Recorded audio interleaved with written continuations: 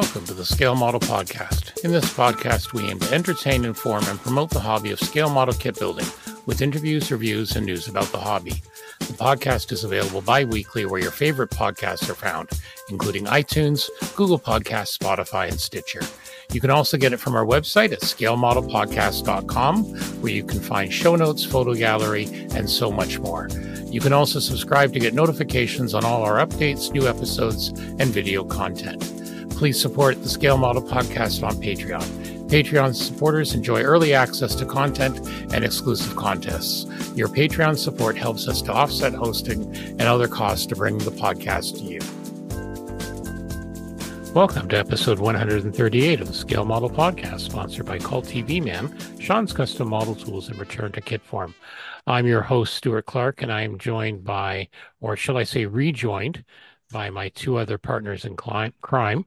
First of all, from the good old USA of A, where the weather comes about 12 to 18 hours before it hits here, Mr. Terry Measley. How are you, sir? Good evening, gentlemen. I will attempt to craft suitable rejoinders. Excellent. Excellent. And that other laugh you hear, of course, is from the North Shore of Lake Erie, where there's more shore erosion. It's getting closer, Mr. Jeff Highland. Yes, exactly. The lake is that much closer to our home now. We lost a few trees. I sent a picture to you guys just so. Yeah.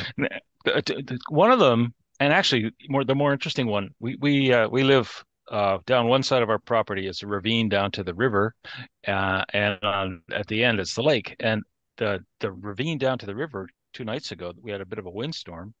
We were watching TV. A bit of a windstorm. I know, it was pretty bad. And we were watching TV, and all of a sudden the house shakes.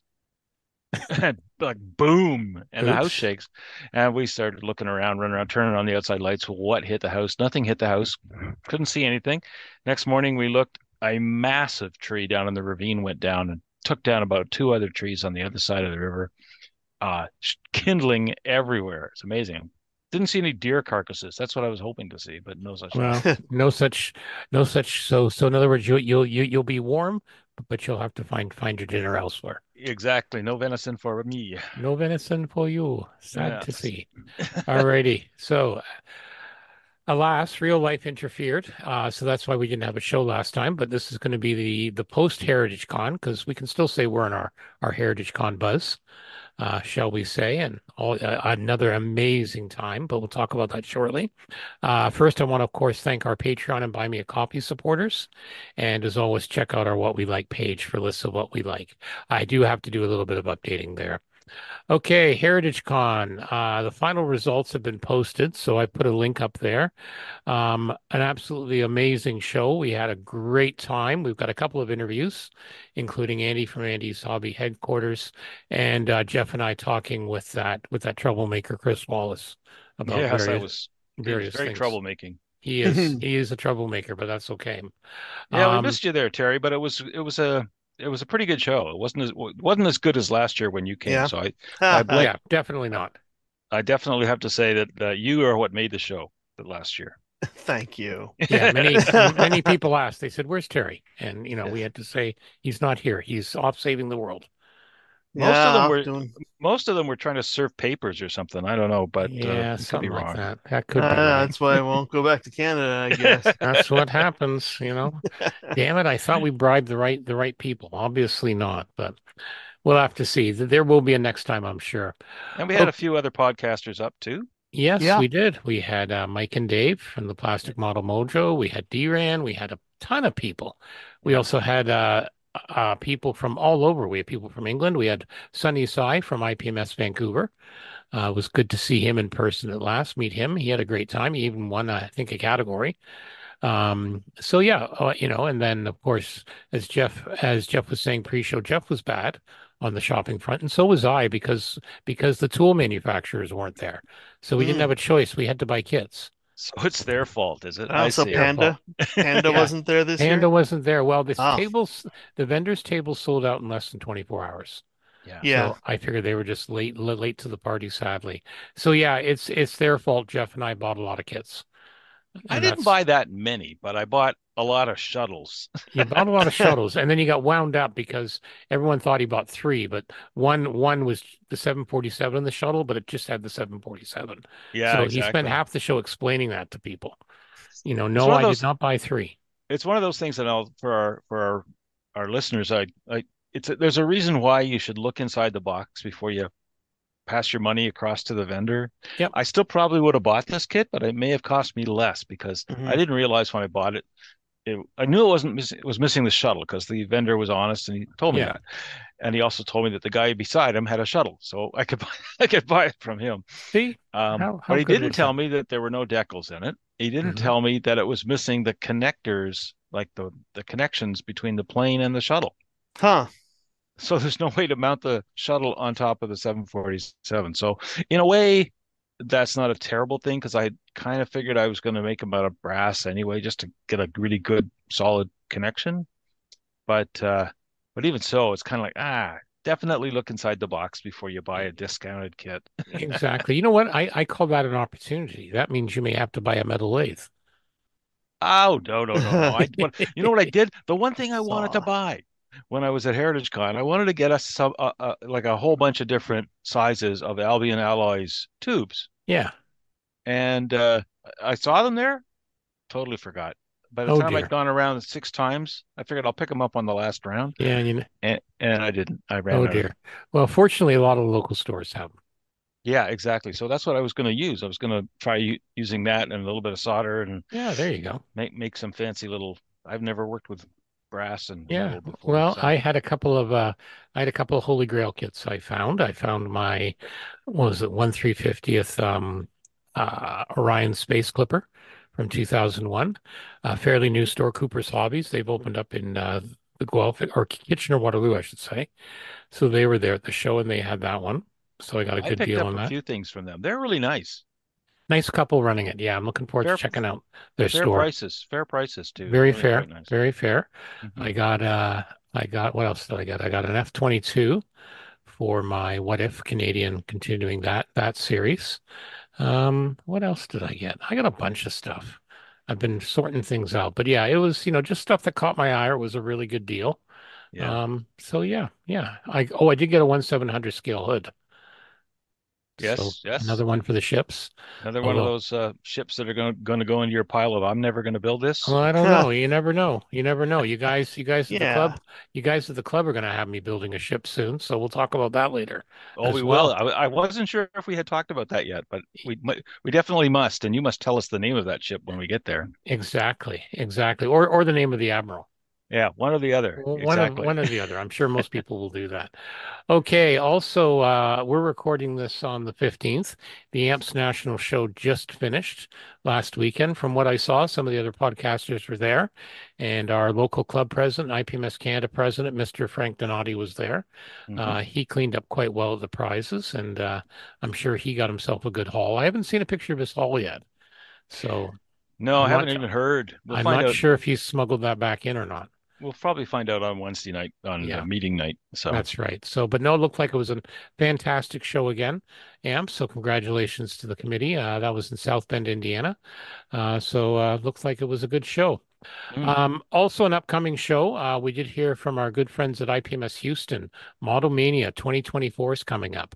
This is on May the 4th. It's like the largest show down there in Texas area. What So I what a great date for a show though. I know. Yes. Well, that's why they have dual themes this year. May the Fourth be with you for Star Wars, and adversaries, natural combatants. They're also introducing the Best of Show Mecha Award, and they also are implementing gold, silver, and bronze, as well as feedback sheets. I thought they've done this for a few years already. Hmm. They don't use the standard IPMS judging, so Well, good good And we for for may have them. to get those guys on. Yeah, See I if we think can we're gonna get get. I some think we're gonna get them representatives on. on and talk about how some Yep. of this stuff works for them. Yeah, definitely, definitely. We're gonna have to see because it's something, our own show we're gonna be doing as well, So, we Yeah, I mean, it basically would be confirmed that. and I think more and more are going to be going this route too. It's just Yeah. the biggest fear is judging overload, like the workload that you're going to impose on the Yeah. judges. Yeah. So I, it'd be interesting to see how everybody yeah. deals with that. I think a lot of it comes down to training and making sure you have clear what you're judging on, clear Hmm. expectations in the judging sheets. That's the impressions I'm getting as I've had a little bit of time to do some more research on it. Oh, I think for sure. But the other side of it is that in order for that system to work, you kind of need to have some comments on the Yep, sheets. yep, yep. Like, okay, what did you do well? What could you improve on? And that takes time. Yeah, So or you have like a checklist with a comment thing like we notice yes, seams, we notice decal silvering. Again, it'll be yep. interesting to see what happens. So, alrighty, we have a mailbag this time. We have quite a few people commenting. So, Paul Redding wrote in. He's written before.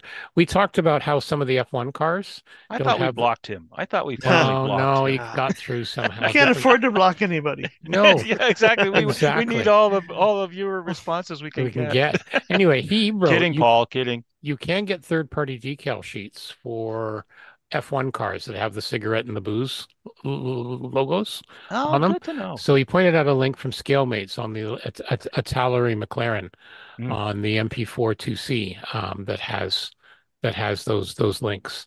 Hmm. that's good. Good to Yeah. know. Yeah, so that was good. So he pointed out that out. Thank you, Paul. Um, Joe Middleton, I love the podcast. Keep up the great work.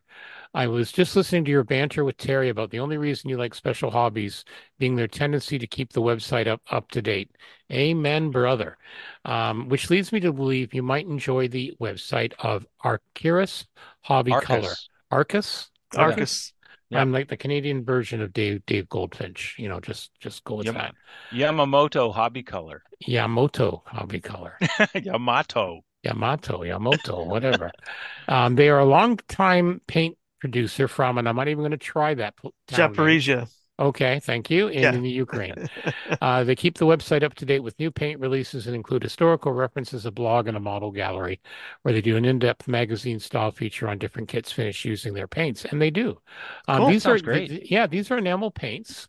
But yeah, it's awesome. They got a whole bunch of stuff here and very impressive. Again, I don't paint enamel, but for those who do, you got paint sets, you got like modern stuff that goes to Kiev, Ukrainian fighters, U.S. Air Force Vietnam War, World War II stuff, a lot of Ukrainian, obviously. But yeah, quite the paint line. So definitely, it was founded in 2013. These are Uh, Canadian dollar prices. yeah, $15 for a set for USAF Vietnam War yep, colors. yep, And that's six. yep. That's a good price. That's a good price. Like I say, Yeah. yeah, they seem to do actually that you can get acrylic or enamel. My apologies. I was first looking. And yeah, they have acrylic sets, the same thing. Wow. Yeah, US aircraft, RAF aircraft over MTO, basic paint sets, Siege of Tobruk, a lot of your RAF stuff. So yeah, definitely an option. I'm just looking at the acrylics now, but yeah, very nice. So definitely check them out. And they've got a whole list of models in their gallery, which people have done that are just absolutely gorgeous. So Nice. I yeah, am going to have to look at this more closely. yeah, they got some cool stuff here. Of Second page has the Venom. That course, looks nice. we'll find out that the shipping costs are, you know, Well, that's a whole other story. But a no, it's second good to see. mortgage. No, I always like to see another paint line. Well, in the last couple of weeks, I see Rebel's redone their acrylic paint color out of Germany. Hmm. Their acrylics are now in dropper bottles. So yeah, so bunch of podcast or not a bunch of YouTubers, a few of them over there. I'm not sure if it was Chris Meddings, but a few of them over there have been playing around with them. So yeah, a lot of new paint lines. Change. Everyone seems to be changing to the dropper bottles. So anyway, that was Joel from Mansfield in the UK. Next up, we have Artie in Surrey, England. Thank you for the podcast, which is excellent. Jeff Zeppelin diorama was 100% fun, and I'm sure the actual documentary record of this event was lost or destroyed prior to Germany's defeat in World War I. I'm pretty sure that's true, I'm pretty actually. sure. He did attach two pictures from the latest issue of New Scientist magazine. I just put one in because the other one was a bit blurry and had the text of the article. That basically the feature of interest was called the power of solitude, suggests our solitary hobby is good for our health if you exclude the chemicals we may be breathing in. The term used is crafting solitude, where we carry out a meaningful solitary activity which reduces stress and anxiety and improves relaxation. They should see when I have to do photo etch. I don't I'm think just that sitting here thinking the same thing.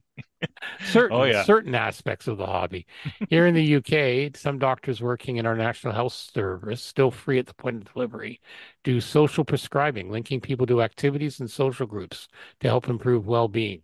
Help for Heroes has already established that model making helps their mental health.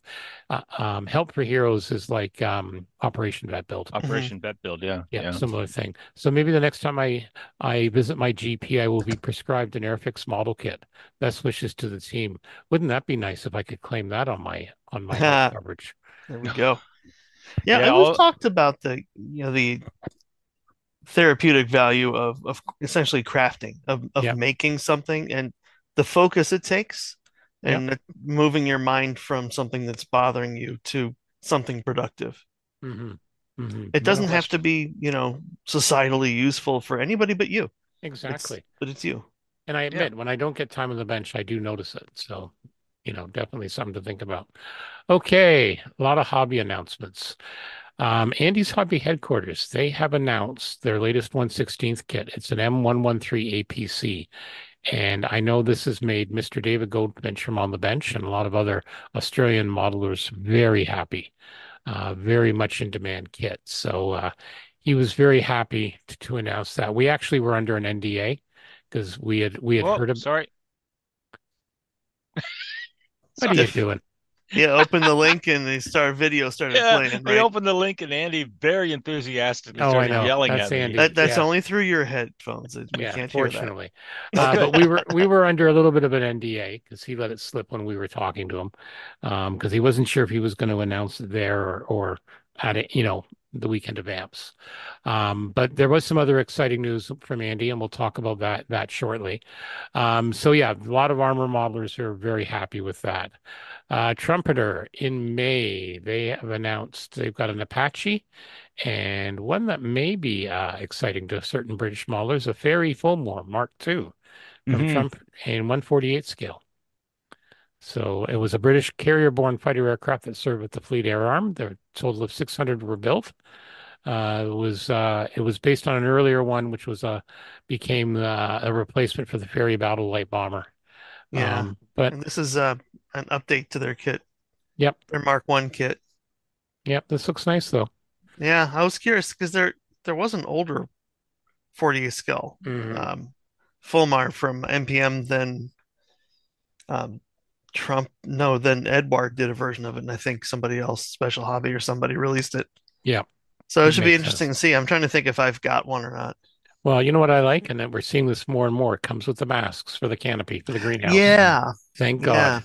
and it's a little appropriate amount of Photo etch. photo etch. Yeah. Yeah, exactly. So that is, let me just go back up.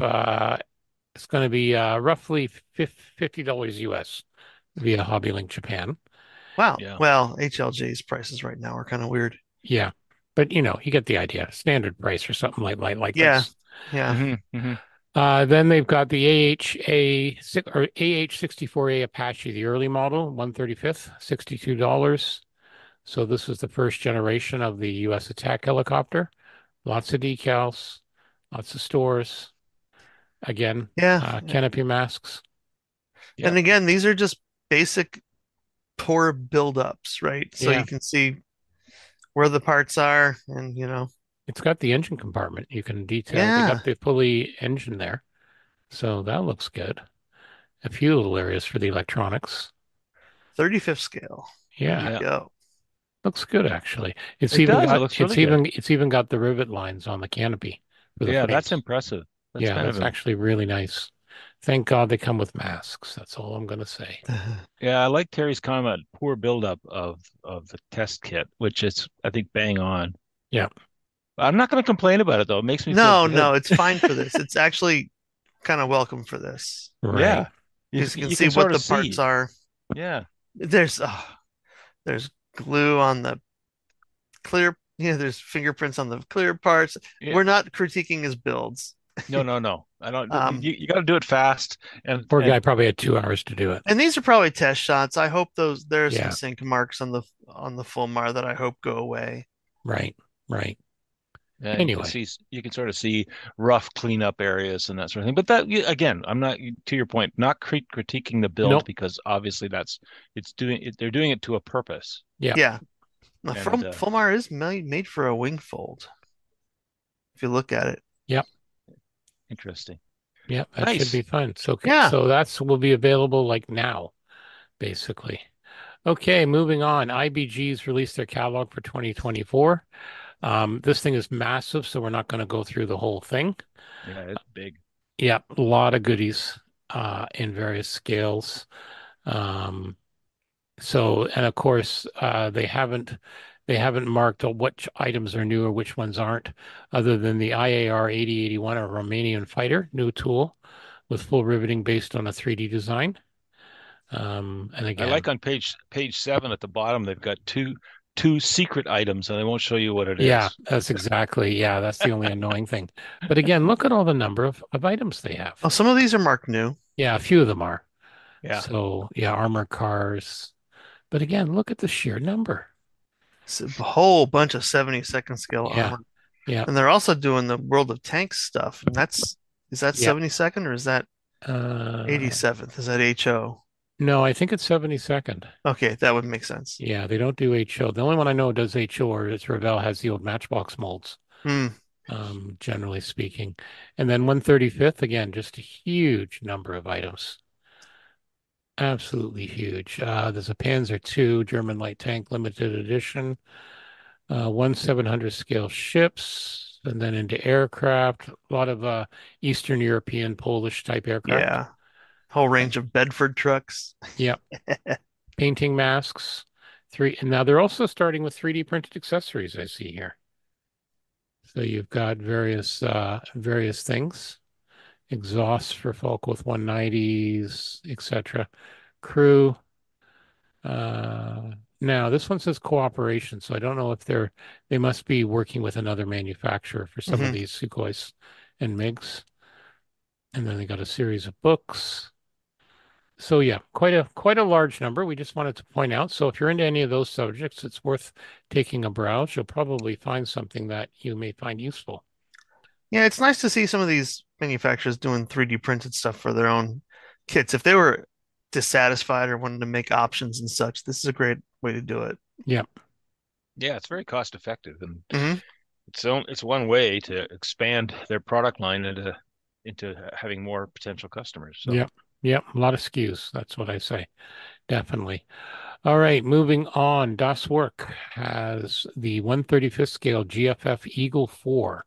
This is the German army's equivalent of the Humvee. It's like a Jeep or a light combat vehicle, 4-wheel drive sort of thing.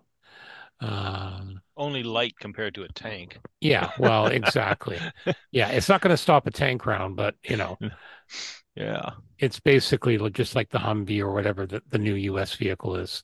It's got, you can put various things on top, weapons and guns and Hmm. missiles and stuff like that. It's in various service. Been in. They built over 400 of them. 4 different decal and marking options, Yeah, it looks nice. including including some where they did some peacekeeping. The Irish Army also has them too. I like these in action shots. That winter shot there with the Fuchs as well as the Eagles Yep. with the nice chains on the tires and everything. I want to see that at a show. I can. Yeah, that's That's complicated. fantastic. Yeah, I can see some guys in IPMS Ireland wanting this because it's got the. Sorry, I should have said the Irish Army peacekeeping effort in Mali when they were doing UN work. Mm. So that's one of the Oh yeah. images. And then you got some CAD images there showing the various stuff, including the Pirelli tires, lots of photo etch, lots of decals. I like the camo options on this. I Yeah, mean, they're very it's not nice. just one color, which is kind of nice Right. too. Yeah, lots of different schemes. Yeah. So yeah, that'll be nice. So that is from Das Work. Do we have a when? You Not got yet. enough. Yeah, go ahead. No, I was just saying it doesn't have an actual date. I'm sure it's coming out very soon. Then we have from Mini Art, a 35th scale Puma, the eight-wheel German armored car, the Yeah, SDK of said 234. I So love this, I love the mini art, the pictures oh yeah, because they do put a lot of good historic references up. they also put a lot of parts up. Yeah, I'm just yeah. saying, if you look at the next pictures with the CAD and the photo etch, Oh my God. yeah, Yeah. yeah, Oh, lots of goodies. Like why have three parts when you can put eight? well, look at all like this is kind of neat the picture where they've got all the blue shaded Yeah, panels. All of those things can be opened up. yeah. They can be posed opened or closed in the kit. And like a super detailer can go insane on that's this a thing. lot of panels. Yeah, no A lot Yeah. kidding. of storage compartments, a lot of wow, yeah. Well, again, it is mini art. Yeah, true Why enough. do it in three parts when you can do eight? I'm It's disappointed that it's not in 1/72nd scale. I mean, it's well, I know. 1/35th, Give it time. really. The one 350 is being announced soon. Yeah, Yeah. exactly. With 400 parts. Yeah, exactly. So, yep. So they have coming soon for those ones currently. What else do I have here? Oh yeah, R2 Miniatures. I hadn't heard of these guys before, but they've got a quite a nice, gorgeous. You were talking about the AH64 Apache. This is some aftermarket stuff. So from R2 Miniatures, new crew and weapon sets for Army attack choppers, including some pilots, some resin pilots, Wow. Look at pilot and a these gunner. guys. Aren't they gorgeous? That's insane. With their That, helmet mounted. they look like the Borg. Yep, That's incredible. yep. Heads up Basically, and he turns his head. yeah, That's where the gun goes. That's Yep. amazing. And then you've got a ground crew set unloading a Hellfire. nice. That's very Lift nice. with your legs, guys. Yeah, I Yeah, no know. kidding. These guys are asking for back problems. Yep. Yeah. And you've got a guy unloading some ammo, some 30 mil ammo. Again, 3D printed. It looks like Han Solo. He's baked in carbonite Yeah. there. But they're showing That some. Go ahead. yeah, that is a problem with digital sculpting Yeah. is that there's a little less life to them. Yeah. But But you can paint. yeah. Yeah. And That then, said, the pilots look fantastic. oh, I know. Yeah. And then you've got some ammo boxes for 30 mil ammo boxes, a four-piece set. And you can do separate packages for most of it. And a ground crew set loading Hydra rockets. Nice. Yeah. That's, So these are beautiful. These are yeah. really, really nice. Yeah. And then they got a pallet set for your Hydra rocket, your 2.75-inch Hydra rockets. You So better how go they out and get that new fine scale modeler guide to painting miniatures if you're going to go yeah, down no this road. kidding. But like look at the picture of what comes with the pallet set. It comes with all the rockets, so you can put all the rockets in, or you can just have some in, some sealed. They've also got the Hellfire missile container set, six of them there. So yeah, everything you need, for a Wow. killer diorama. I'm hoping we see a good diorama or two on the tables, coming up Wow. with that. Wow. Wow. All All right, right. You certainly blow your budget on this for aftermarket. I No tell you. question there. Well, AGM 14s as well. yep. Here's another thing you can blow your budget on. If you can't afford a real workshop, you can build one in 1/35th scale, and you're one step closer with a giant lathe machine from Mini Art. Wow. That's Uh, amazing. it's not giant. That's just a regular. That's just kind of a Well, normal lathe. I know it's like a big lathe though. It's Yeah. it's far bigger than a micro lathe, which the only Well, lathe I'll ever see. yeah, it's not a pen turner. No, No, but you that's got the CAD, you can adjust it. basically it'd be like a tank repair shop tool or Yeah, something. It's a standard lathe. Yeah. yeah, Yeah. That's Cool. nice. Fancy. Nice to see something different. yep. Nice detail there. Okay. Rado Miniatures in April, more 3D stuff because again, we can never get enough 3D printed stuff. Now this I thought was hilarious. German World War II belt buckles in 35th scale. Yes. So they're going to be tiny. Okay, let's just get that out of the way right now. Okay, so Wow. various German and various here Waffen SS, Luftwaffe, etc. Now this is the one that, and then you have unit stencils. So for Well, your Stugs, your if you're going to tanks. do it properly, where's where are the zipper pullers? I mean, you need a zipper puller. I'm sure that's coming. I'm sure they're thinking about that. Yeah, when they hear this podcast, they'll know. They'll Oh, why go, didn't we do a zipper they'll go, puller holy shoot in Polish and say, welcome. with And a now, with a death's head on it? They're right. perfect. Now, this is one I found interesting. World War II soldiers insignia, set number two. So you've got various things like sergeant stripes and stuff like that. Now, this stuff is small, even in 135th, but I don't know how well photo etch is going to replace cloth, if you know what I mean, or like epaulets. You follow what I'm saying, gentlemen? Yeah, yeah, yeah. Yeah, you'd have to press it down, but you've got every rank you can think of. Well, You some know? of these are like, were some of these embroidered? Were these more like Yeah, they like the sergeant stripes and that would have been when embroidered. embroidered? Yeah. Yeah, most of these, like the Or epaulets was a yeah, or the mix. boards, the Yeah, epaulette boards yeah. and such. The epaulette board you could probably get away with, but it's like the arm stripes and that. Yeah. I'm just wondering about, but But they would be raised if they were embroidered. I mean, Yeah. yeah, they would be. yeah. Yeah, no, yeah, yeah. You just have to make sure you paint them. It'll be an interesting technique. I look forward to seeing these somewhere. But filing them clean and holding on to the things. Yeah, yeah, Good that's luck. the thing. You sneeze and good luck. Well, how about this one then?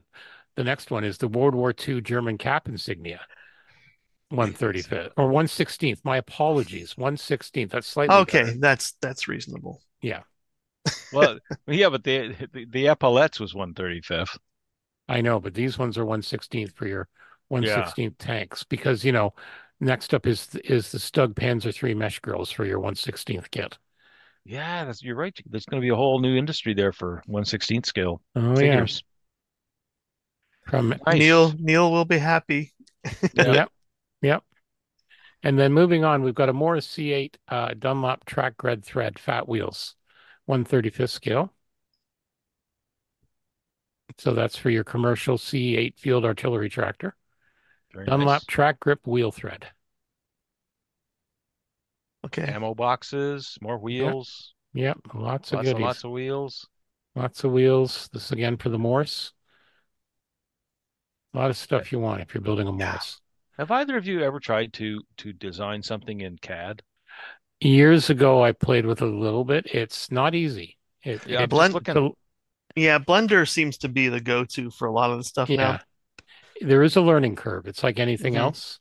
Um, you have to if you take the time to learn it, apparently it's not so bad, but you got to take the time to learn it. Yeah. Yeah, so we'll have a few, at least a couple presentations at Wonderfest on designing parts. Yeah, we have Yeah. a guy in our club, Ron. He's been learning it and he's given some amazing demo. He does amazing work. So then you Ah, machine guns, all sorts of stuff. So yeah, just literally dozens and dozens of items there. So, no matter what, no matter how obscure it is, you'll probably find it somewhere. Okay, then from our good friends at Vallejo, they've got their latest book out, Diorama by Marcel Ackel, Diorama Construction and Painting Techniques, 184 pages in English or Spanish, about 75 euros. So a good thick book. Belongs to their Scenic Atmosphere editorial line. And he goes through step by step. How do you create different stuff for dioramas? So just amazing how he uses, he scratch builds stuff. Again, this reminds me of some of the stuff Ron was doing, Jeff, yeah, before he got the 3D printer. but I mean, how much of this stuff in this book did this guy pick up at the dollar store? That's the key Well, question. that's the thing. Yeah, Ron's our king of the dollar store He for is. for He stuff like owns the that. dollar store. Yeah, he does. I think he's on a first name basis. So again, a couple of pictures there. Looks like a gorgeous book if you're into that. Definitely worth checking out from our friends at Vallejo. And I'm still getting used to their brand new logo. They rebranded a while back. How And will we last, ever know them? I know, last but not least, more updates on Magic Factory's A4M Skyhawk and 148th. We have schemes now. The We've two, always had schemes, Stuart. Schemes I for know, but schemes for the Skyhawk, my friend. Oh, sorry, never mind. Yeah, that's all right. So first up is VMA 131, the Diamondbacks. Very nice looking commander's aircraft and very well known. And this one was the next one was a rather black and white split scheme diagonally, even on the drop tank. So basically, if you look on the right side of the aircraft, black is at the bottom, white is at the top. If you look on the left side of the aircraft, white is on the bottom, black is at the top. And this actually exists. And you can see from the drawings there, that would be interesting to do. I guess that wow. way you could tell if it was coming at you or going away Or from you. going away, yeah. So this one's at the Quonset Air Museum in North Kingston, Rhode Island, Kingstown, Rhode Island. The airframe was acquired from a scrapyard and restored for static display. Unfortunately, it sits neglected now after the museum closed, which is a shame. Hmm. But Mm, interesting scheme they've decided to do there. And these, of course, are cartograph decals, and they have masks, thank God. So I Hmm. know a lot of people are looking forward, a lot of Skyhawk fans are looking forward to this particular one because there hasn't been a good A4M in a long, long time. And of Hmm. course, you got all the ordnance. So a must for scooter fans. All right. Very nice. What's yeah. what's new at Scalemates? Yes, it's been a couple of weeks. A couple of weeks, no kidding. So first of all, did announce, I believe today, they're going to be doing a 1/48 scale F-86A Sabre. Oh. Yep. So that's hot off the press. And we should remind people we are recording this on Monday, the 15th of April. We've then got Flyhawk models also announced today. The guided missile cruiser USS Cowpens CG-63 in its 1998 scheme. That's going to be in a big 1/350th. So, and with Flyhawk, there'll be about 17 sheets of photo etch. Yeah. Jeff and I saw some Flyhawk models at the show. I was Um, tempted, but not enough. yeah, there's a lot of detail in it. I'm not prepared to. I'm not that much of a ship fan. I know they make great stuff, good for them, but I'm not I'm not prepared to go that deep, at least with me. Not at this point. What else here? Amusing hobbies. How about this, Jeff? An ME262 HG3 super detailed with Yeah, I saw engines. that. This I is a saw that. fictional delta Interesting. wing. Yeah. Yeah, nice swept wing 262, significantly swept Yeah. wing 262. And then a bunch of new releases from Games Workshop. They've got a bunch of new Lehman Russ strike and Yeah, assault a bunch tanks of and new Lehman Rust yep, variants. 28 How about millimeter. that? Yep. There's the Andy's Hobby Headquarters 1/16th M113A1. If we go down to April 12th. How about an SU-85 Toon Tank? Isn't it Eh, cute? Isn't it cute? Isn't Yeah. it cute? Nah, I'm not All a big right. fan of the egg stuff. I get the humor in it, sort Yep. of. Now there's people But that love it. People I that know. I'm not taking it away from it. It's just it's not my thing. Now, how about this one, April 11th, 1/72nd scale, Hyundai, the Hyundai Rotem next generation main battle tank for Korea, I assume. Hmm. That looks pretty wild. Looks very futuristic looking. Yeah, very interesting. Is that a barrel or a rail gun? We're not sure. What's It this on looks like April? maybe a railgun, Yeah, maybe. Yeah. maybe. Then we have Arma models 12700 immobilizer. 418 cruisers. So these were in the Star Mm, Wars universe. These pop in and they basically jam you, prevent you from going to hyperspace. yep. So Ah, that's the idea. That's what those four big round things are. Called them They, something else in the past. yeah, they're jammers of somebody, but they essentially prevent you from going into hyperspace. So these interesting. show up, and so Yeah. yeah. If you're no matter what, you can't do like what Han Solo does in the Falcon and zip Yep. away, and kind of spoil your whole day. Because usually they're accompanied by a few other Star Destroyers and other nasty things that want to end your world in a bad way. Yeah, yeah. Okay. Ooh, space probe. I see a space probe. Yeah, April it's 9th. one of the metal kits. Yeah, Yeah. sadly. I want a real one, not a metal kit.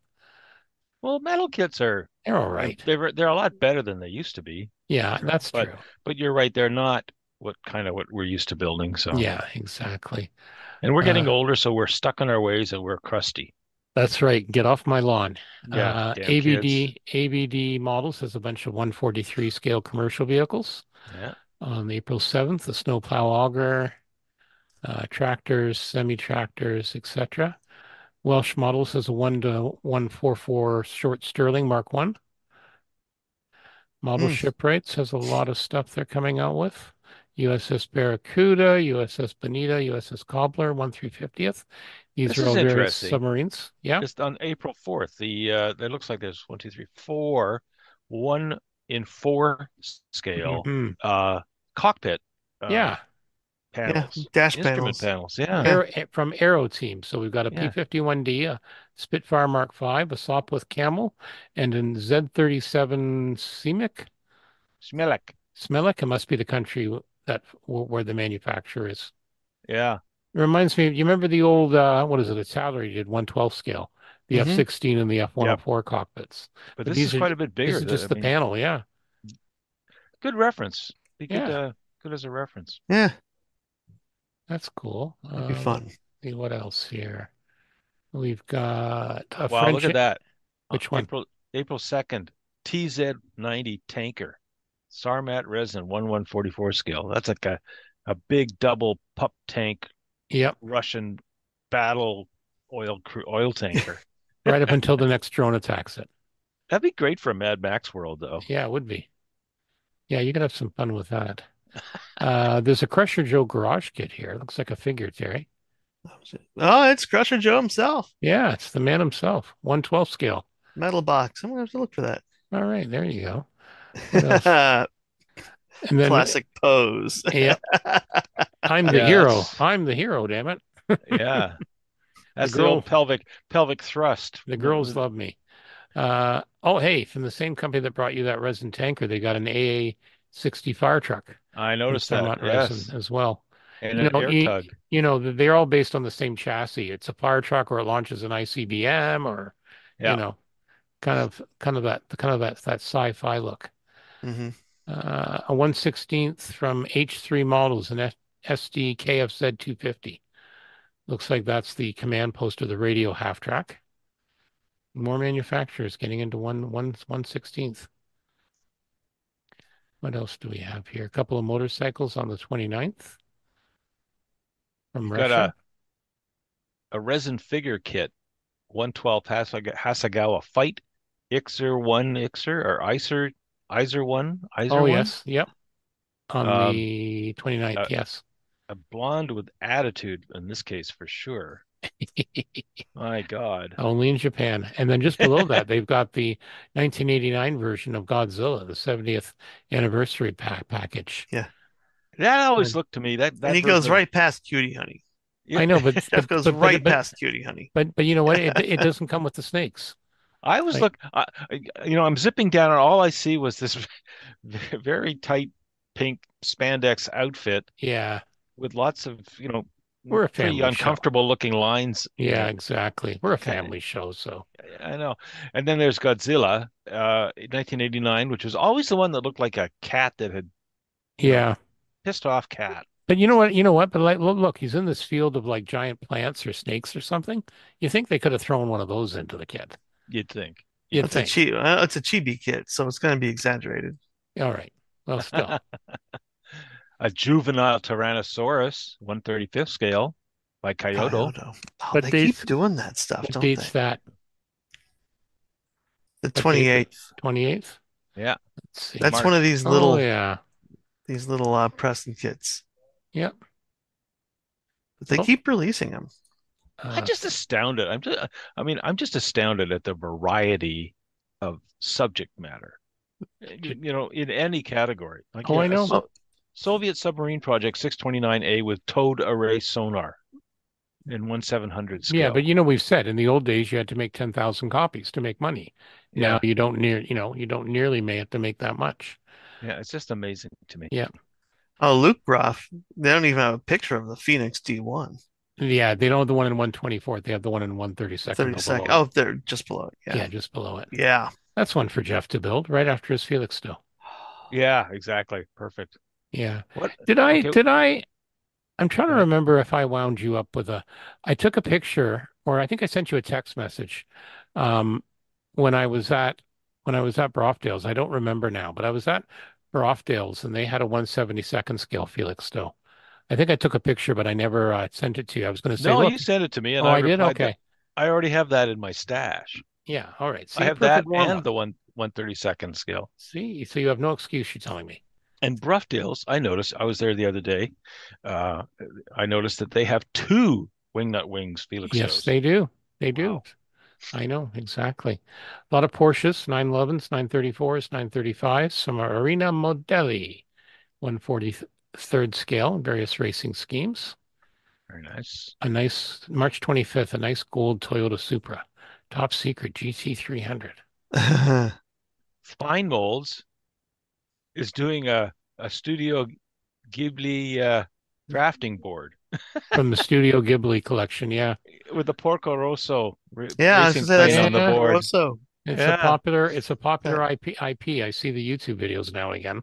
yeah, So I why think not? that's great. it That's That's is. fun. awesome. Love it. Okay. Unless there's And some, just below that, March 24th, Jeff, find maybe a car we yes. can get you to build. Hang on, I gotta Get zip back down into your again. cars. Where am I? Cut your teeth for your Datsun. Oh yeah, a 1956 Eshelman adult sport Sports car. car. God. It looks angry. Yeah. And I then would be la angry if it was that size too. and then last but not least, from Welsh Models, they're coming out with a Boeing P-8 Poseidon in Oh, Yeah, one to very one four nice. fourth. That'll be a good size. I know there'll be some people excited about that. All righty. So Oh that no, sorry. one more Fitch and Foos, cantankerous anglerfish, shape shaped submersible. submersible. I love this guy's stuff. that has been out of production for Yeah, 10 Patreon years. subscriber. December Oh, 2021 he's doing Patreon. files. That's, yeah. Yeah, 3D Yeah. printable. Good for him. Oh, wait, the Asuka is back too Hmm. from Yamato. Oh, they're doing a different version of it. Yeah, they're doing some reissues. Peter Fay mentioned that to me I have wanted to get other a day. couple more of these because I would like to do some mods on it. Yeah, there is some stuff coming out. Peter mentioned there. Oh yeah. They Bondi got Spirits. some of the pre-order stuff at Neo Tokyo, or at least the Oh. catalog. So yeah, yeah, there may be one or two of those ending up in my collection from my evil Neo Tokyo crack dealer. And a Kirov airship. I love that. Hmm. That's pretty nice. Yeah, It's a Zeppelin. Gotta have it. you gotta have it, Jeff. I'm just saying. Exactly. It's 1 to N scale. So what is that? I'm not sure. 1 to N scale. You make it I up. lost track of where you guys were. Yeah, what date are you on, Jeff? Hang on.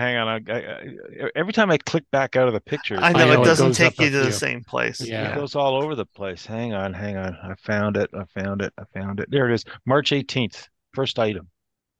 Border models. Kirov airship. Oh yes. But if you click on the picture and open the full thing, it's got down in the bottom left corner, it's 1 to N scale. Hmm. So does that mean it's N scale, like 166 or No, 1/60th, or no. that doesn't make sense. I need it to be comparable to my P class Zeppelin.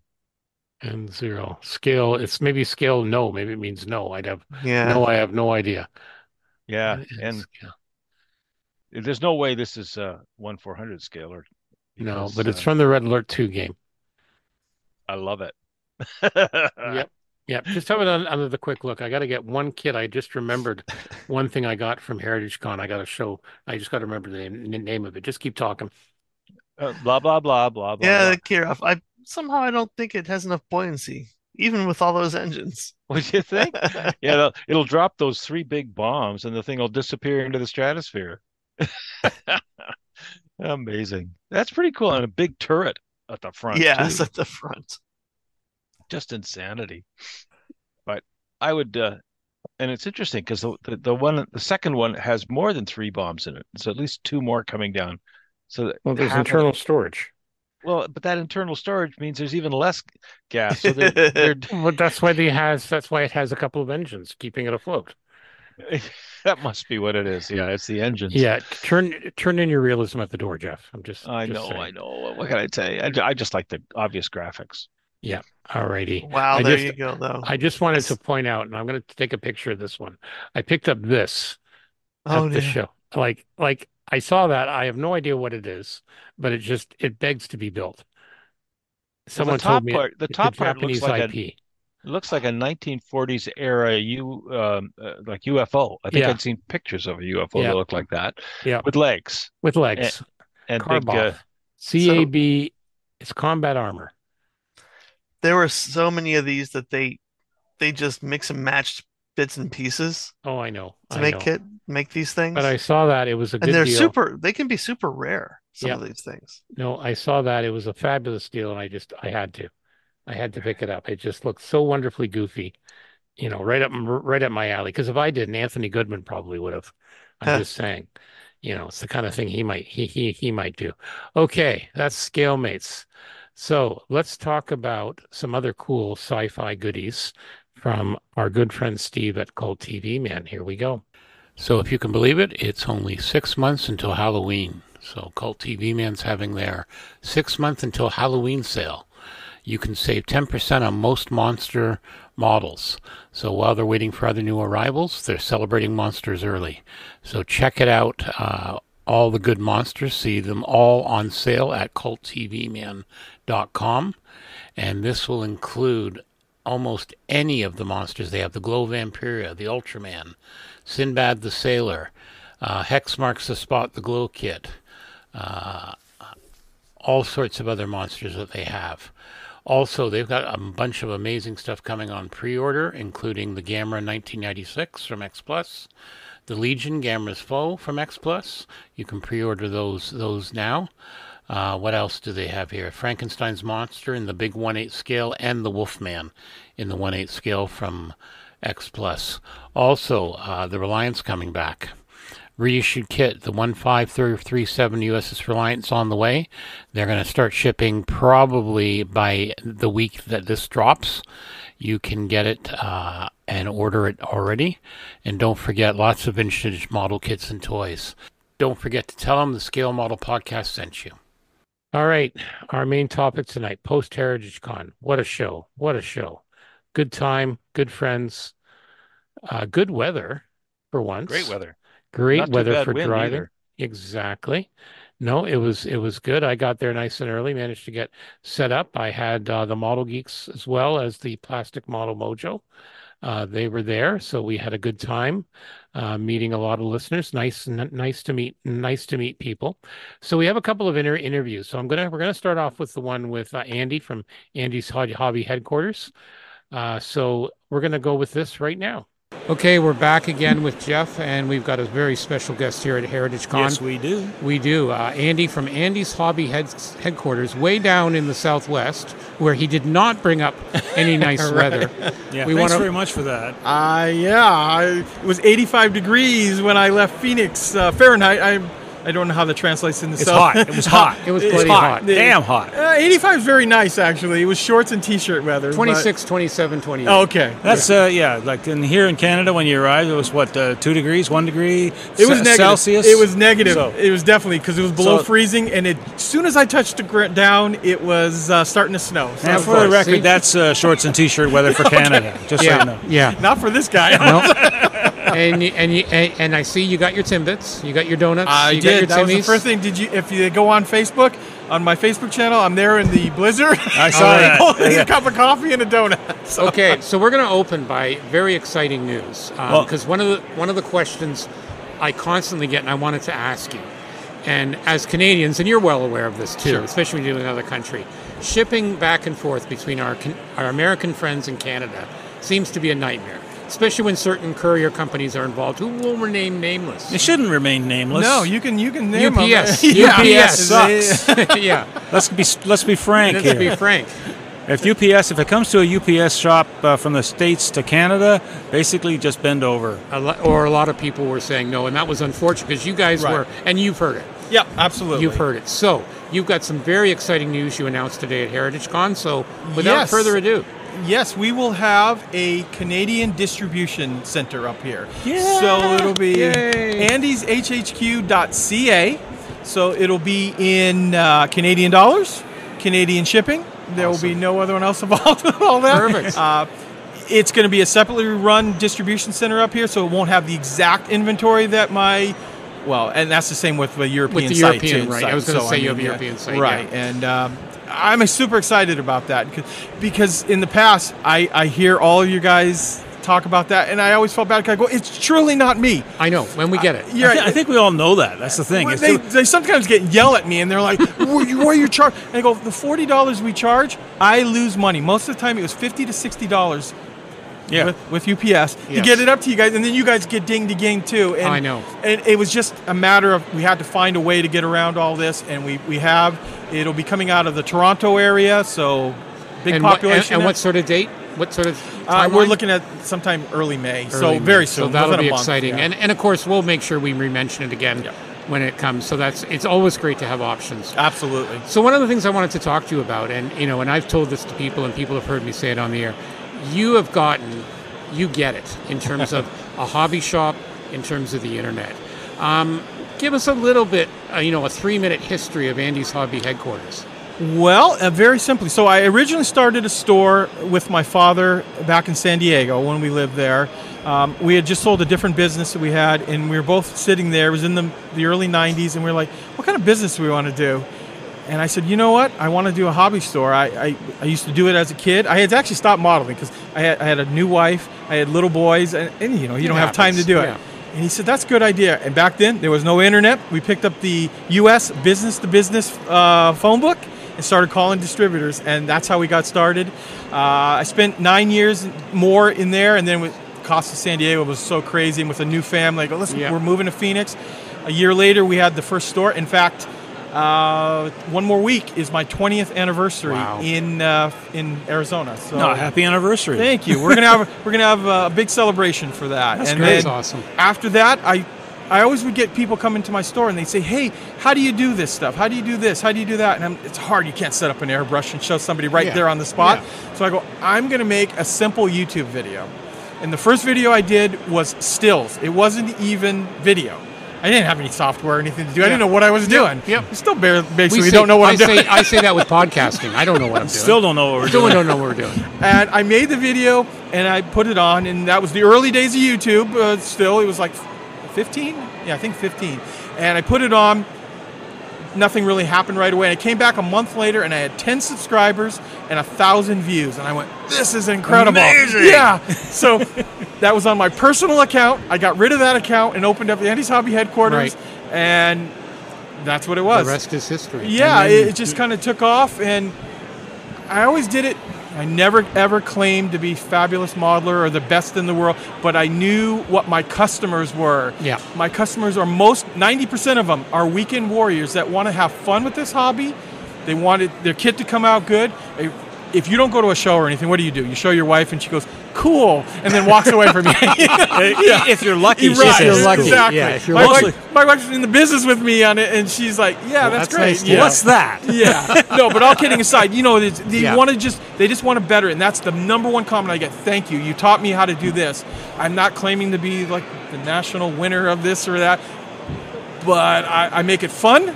Hopefully I come across that I'm excited about this hobby. I am. I've been doing it forever. I'm excited about it. And it shows. It shows in the videos, and that's one of the key things. What did you find? What have you noticed, let's say, in the last 5-6 years? We know we've had an explosion in social media. Yes. Stuff like that. Yep. What are some, do you have any comments, positive or negative? Well, I mean, this is going to sound weird, but COVID was big for the modeling industry. It's huge. I mean, definitely. It's a negative for what happened, but it was a huge positive for the modeling because all of a sudden we were all stuck at home. Yep. And hey, you know what? I used to model. A lot of people said when I was a kid. Yeah. I'm going to go back to do that. We can't go anywhere else. Yep. Nobody's going on vacation. Nobody's traveling. Nobody's doing anything. And that was the thing. And that's when it even kind of exploded bigger into a just phenomena with that. Right. And then all of a sudden I decided to do my own kits, that was kind of a fluke too. That's to start. kind of wild, yeah. And the reception I had was huge, and I'm so thankful for that. Very and we're seeing that like today. Right. You've had I see 1/16 kits flying off the shelf. It's like creating a niche. Like you created a niche for yourself. And that's where we're getting a lot of people. Hey, when are you going to do 35th scale? And yes, in the future we might. But right now, it's pretty well served. That's the thing. Exactly. When am I going to make another Sherman that Tamiya, Dragon, 30 other companies have already made? Well, exactly. And I think what's interesting is, we're seeing a lot of younger people coming in, but we're also seeing a lot of adults who are coming in as adults. And let's be frank, our eyesight's not what it used to be. You hit the nail on the head with me. The big kits are in. They're easy to hold. Yep. Very hard to lose apart in 16 scale. Usually give me I drop time. it. Give me time. I can probably do it. I'm not saying it's impossible, but you drop something. Oh, there it is, right there on the floor. 35th scale. I have no freak. I have commercial carpet in my store where I build, and I still lose parts. I'm like, how is it gone? I know. I'm nothing around here. There's a wormhole. It's a wormhole. Absolutely. It bounces into the Netherland, and I'm like, But 16th, not a problem. So what other challenges are you finding in terms of the industry? Like you as a vendor, you're a vendor, you've got a local storefront, you've got these online sales. What challenges are retailers are you finding that's happening these days? Are you finding anything? Not really. I mean, I have to say it's very, very good. Where we are in Phoenix, LA is 5 hours away, and Long Beach. Yep. So all the stuff comes directly really in. Close. You don't have those supply chain issues. Nothing. There was for a while. I was going to ask about that. It was for a while. The height of the pandemic, there was some right. But now, not a problem. Right. After 2.5 weeks after it leaves the factory, it's in Long Beach. 3 or 4. The biggest problem is actually getting it from Long Beach sometimes to Phoenix. Yeah, typical. Just finding a truck to bring it over to us. And I know that's it's an extra day or two, but and then it's over to us and we're set. So and there's so much new stuff coming out. Oh, and that's the other thing I'm saying is there's just so many different paint lines. Yep. You turn around, there's a new manufacturer. And nothing's junk anymore. No. Everything is high quality because everyone's using CAD and doing it the proper way. And beautiful, beautiful stuff. Yep. And stuff that you never thought you'd see, you're starting to see. Well, and that's what or someone can do a 3D print garage kit. Yep. And you're seeing that more and more. Jeff, I've kind of bounced you out of. Do you have any questions? No. I was just going to ask actually a question about to the extent whether you've noticed that 3D printing has had any kind of an impact on the business. A positive impact, I think. I mean, I've always been one of those people that I want to embrace new technology. Make the pie bigger. Exactly. Yeah, that's what they would say. Oh, it's going to ruin models, and people. I go, no, it's not. No, it's not. I mean, 3D resin printing is great for some things. There's a lot of things. It still has a long way to go on, and I love it. I mean, my figures are a lot of them are 3D printed not mine, I should say, for my kits by other companies. They look beautiful. They're absolutely stunning. I know. H3 does 3D printing that you'd swear they shrunk a guy down and just it's incredible. Well, it's like in the model railway space. There's a lot of like Lionel Strange, who does a lot of railroad stuff. There's a big shtick over on their podcast where someone scanned himself, and you can buy 3D various. Oh, you can put yourself in it. Yeah, nice. Stuff like that. That'd be fun. We always finish because we really appreciate coming. And I know you're a busy guy. No problem. We always ask people two questions. What's currently on your bench? If anything. There is, absolutely. There is an M8 Greyhound sitting on my 16 scale one. So I had to build one to finalize it with the fact they said, hey, we need this done.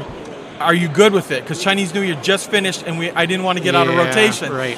So I built it fast and didn't video it. And people, you didn't video. And I'm like, I have to get it. So I said, I'm building another one. And now I kind of stalled because they were getting me all the decals. So everything inside an M8 Greyhound is labeled.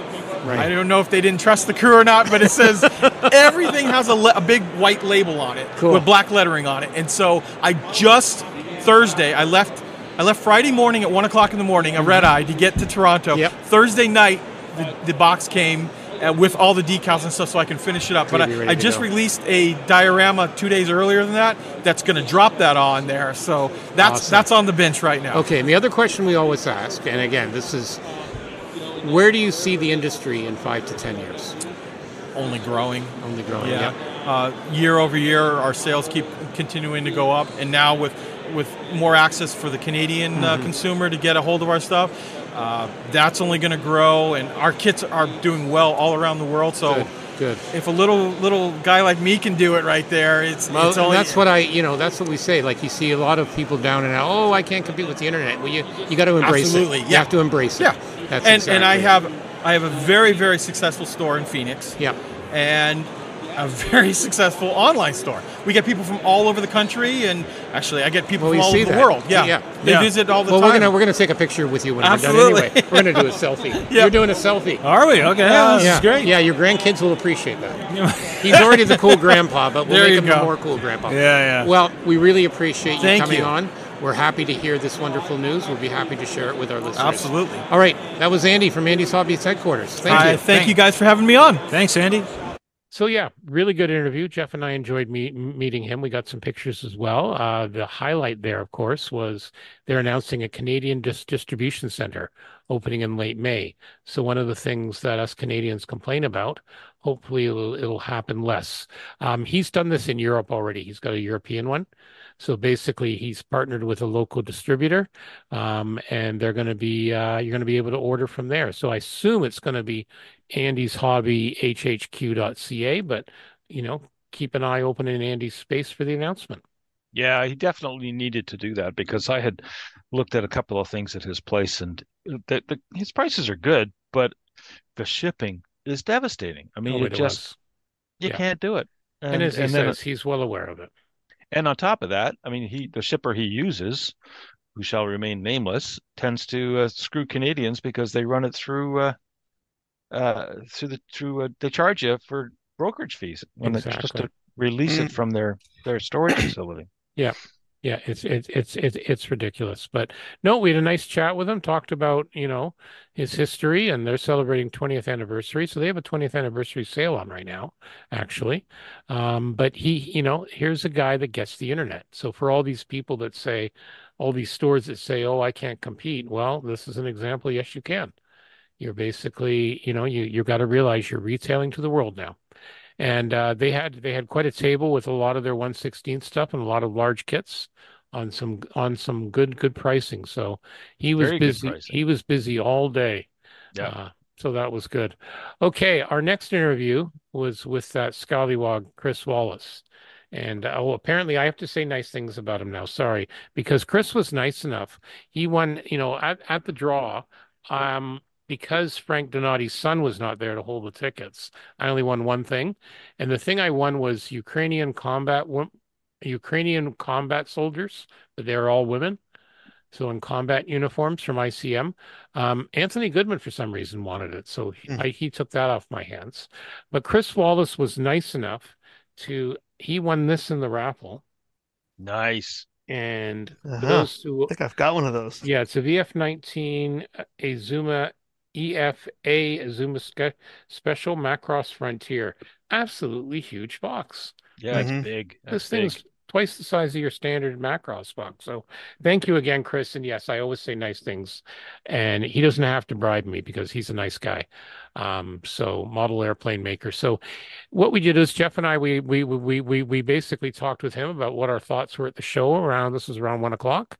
And here's the interview. It's the Scale Model Podcast here, live with our live remote truck. Live. I'm dating myself here. Live from HeritageCon.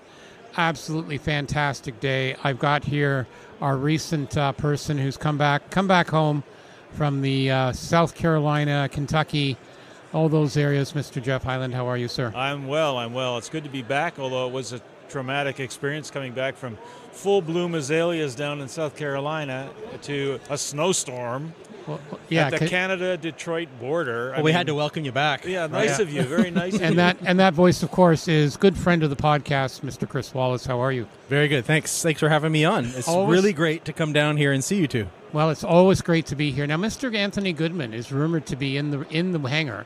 We have not seen him yet. People have eyewitnesses' accounts. I paged him. I don't believe it. I know. He's hiding. He's hiding from us. Well, we did on the podcast I've just released, because we're recording this on the Sunday. I released the podcast last night. Anthony and I did a good show last week, and he had some very exciting Macross news, because Disney Plus now has the Macross IP. They finally A lot of Macross stuff is going to be. What does this mean? It means all the streaming movies and stuff like that you were not able to get before or had to bootleg. You're going to be able to get it on Disney Plus. Had to what? Had to what? Exactly. Sorry, two lawyers here. You don't talk about bootleg. Oh, I certainly talk about that. I got no evidence. Well, I've heard of this happening, but I've never actually seen it or witnessed it myself. Exactly. That's right. Yes, so we're going to call this segment Stuart and the Two Lawyers, I guess. God help us. Okay, so basically I got us all together here. We're also with the Model Geeks, and the Plastic Model Mojo. They've joined us as well. Yep. But I just want to get your initial impressions from both of you of the show, and we'll let Chris go because he's our honored guest. What do you think so far? Well, so far, really, in fact, I was really interested in how many people were lined up before the doors opened today. I pulled in maybe 10 minutes before doors open, and that lineup was the length of the building and growing. So there's a lot of people here first thing in the morning, which is, I don't know, different from what I'm used to. Usually they trickle in all day. Well, the last couple of times I've been here, we've been here obviously early because of the podcast. Right. And so I've never seen the line. And I do remember last year they actually had to shut down people coming in because they were at capacity for the building. I don't feel that we're at capacity this year. And what happened was they had a chat with the fire marshal after last year. And they said we could fry more people. We can fry more people. Well, no, what it was is because the original value the fire marshal had was based on a lot more aircraft parked in the hangar. And what they do is, of course, they move quite a few out. I did notice that. Yeah, so they can accommodate more. I think it went from 3,000 to 5,000. Don't quote me, but that's my understanding. But yeah, no, we're not 5,000. Could you imagine? I can't imagine it. It's pretty packed around the kits and stuff like that. The last number, Alan. Okay. Sorry, I was just going to try to find out what the updated number was for number of models that are entered, because they've gone to an electronic pre-registration this year. Thank God. Thank God, exactly. And so they know exactly how many models are actually to be judged this year. And the last I heard, it was over 530. So I don't know where we are now, and that was about a week and a half, 2 weeks ago.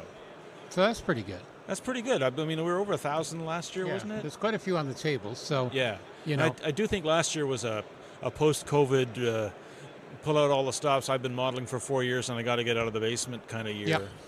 I think it was also easier for our friends south of the border to cross the border, less stringent requirements on them, so they came up as well. Exactly. So I think we had some interested people, and actually we did such a good job last year.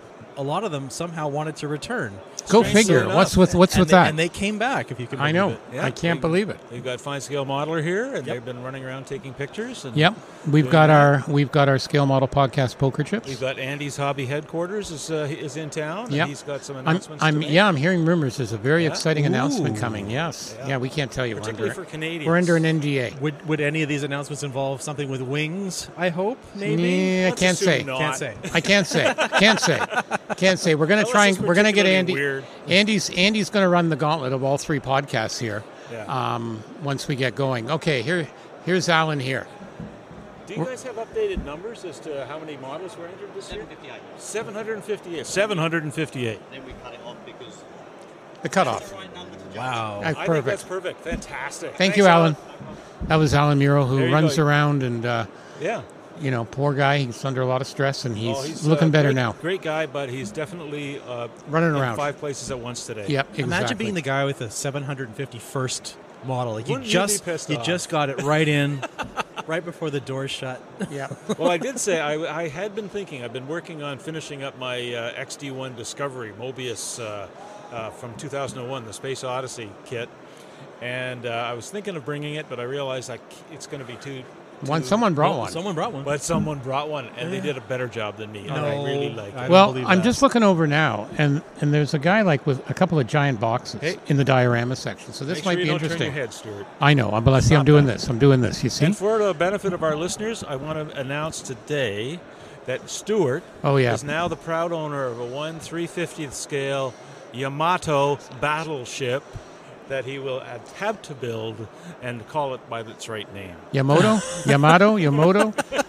Can I build something else and then call it the other name? You can do whatever the hell you want. I could build a rowboat and then say it's the other name. You could do that. Can we get him a figure of the admiral, and he can have them both sort of at the same time. So no matter what, he's right. So sitting in a chair. I will be. for Betty. I will attempt to try photo etch rails.